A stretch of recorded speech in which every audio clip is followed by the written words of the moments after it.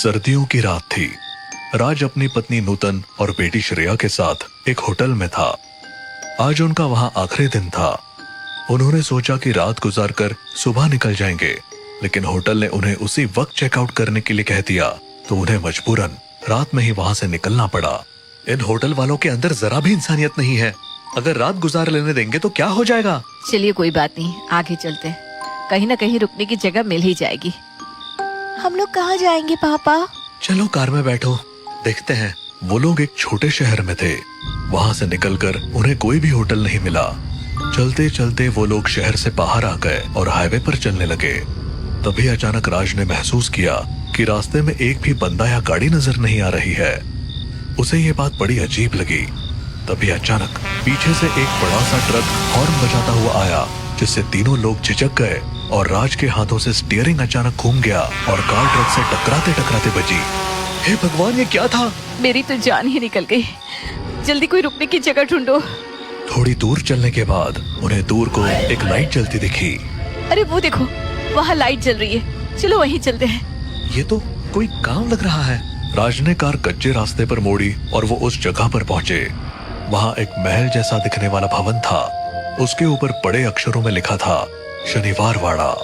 ये जगह कितनी सुंदर है, यहीं रुकते हैं ना? ये किसका घर है पापा? ये तो अंदर जाकर ही पता चलेगा बेटा। वो लोग महल के अंदर गए, पर वहाँ कोई भी नहीं था। बड़ी अजीब बात है, इतने बड़े महल में कोई है ही नहीं। अरे तो हमें क्या मतलब, हमें तो बस रात गुजारनी है। एक कमरा देखकर वो लोग सोने चले गए, लेकिन रात में अचानक उन्हें किसी की फुसफुसाने की आवाज सुनाई दी। राज, नूतन, राज, नूतन। राज, कोई हमारा नाम ले रहा है। अरे ये तुम्हारा वहम है, सो जाओ। नहीं, सच में, सुनो। अब राज भी उठ गया। दोनों को हल्की हल्की आवाजें सुनाई दी। फिर अचानक सब शांत हो गया। हाँ, मुझे भी लगा था कोई हमारा नाम ले रहा है, लेकिन ये नींद और थकावट की वजह से हो रहा था।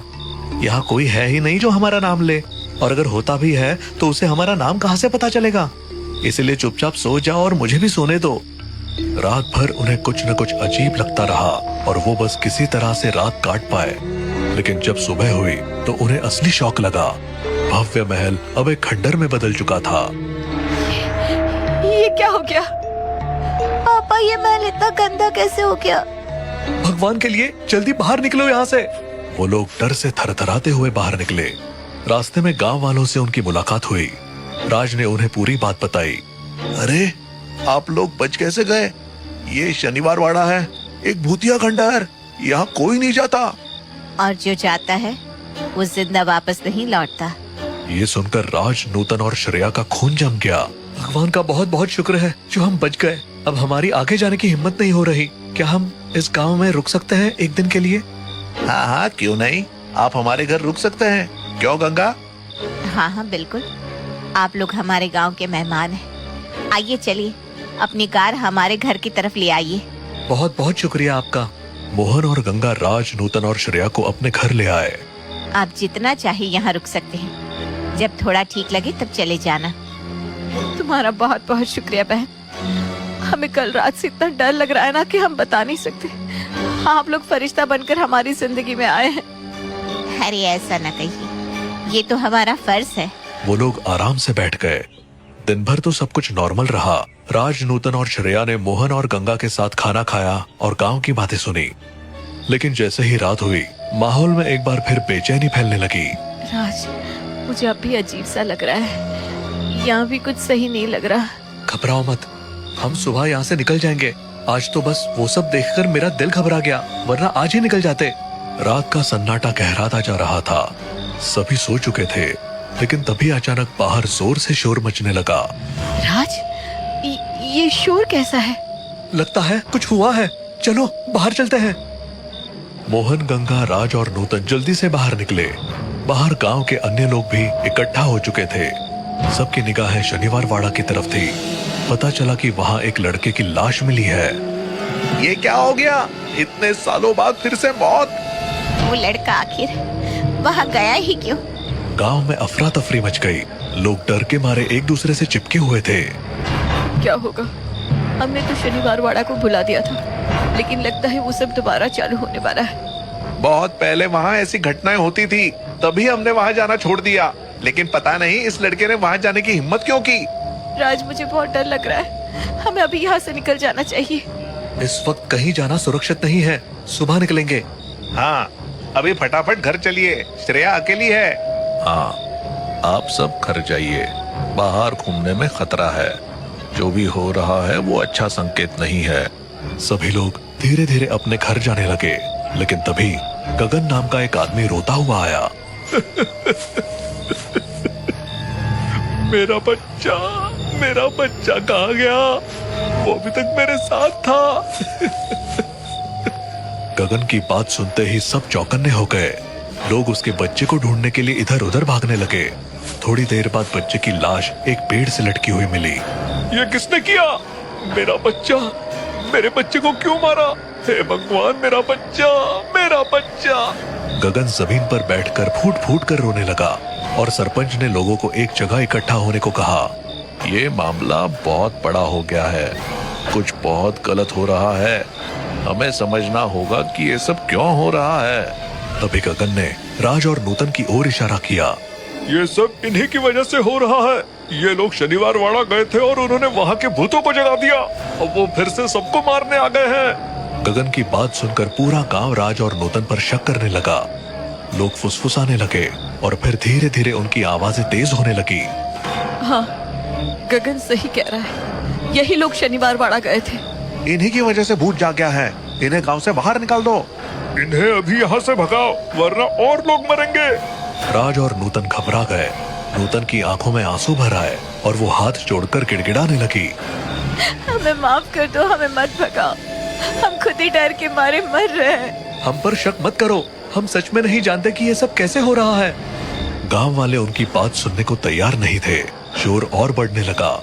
तभी गंगा ने बीच में आकर सभी को रोक लिया। रुक जाओ, क्या तुम सब पागल हो गए हो? ये लोग खुद डरे हुए हैं और तुम लोग इन्हें दोष दे रहे हो। लेकिन गंगा, ये लोग शनिवार वाड़ा गए थे।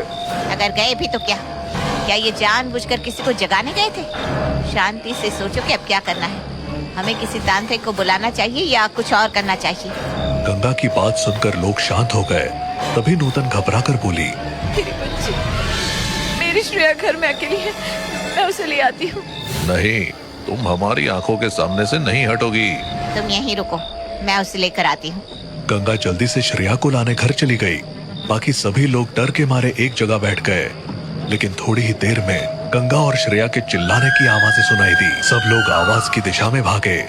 वहां पहुंचकर उन्होंने देखा कि गंगा जमीन पर मरी पड़ी थी और श्रेया उसके पास लेटी रो रही थी। सबके चेहरे पर हैरानी और डर था। श्रेया, कौन था यहाँ? किसने ये सब किया?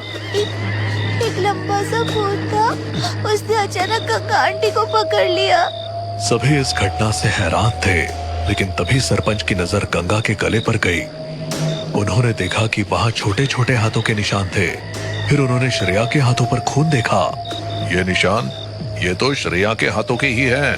इसका मतलब है इसने ही गंगा को मारा है। आप क्या बकवास कर रहे हैं? मेरी बेटी ऐसा नहीं कर सकती। श्रेया बस एक बच्ची है। लेकिन सरपंच ने श्रेया को राज की गोद से खींच लिया।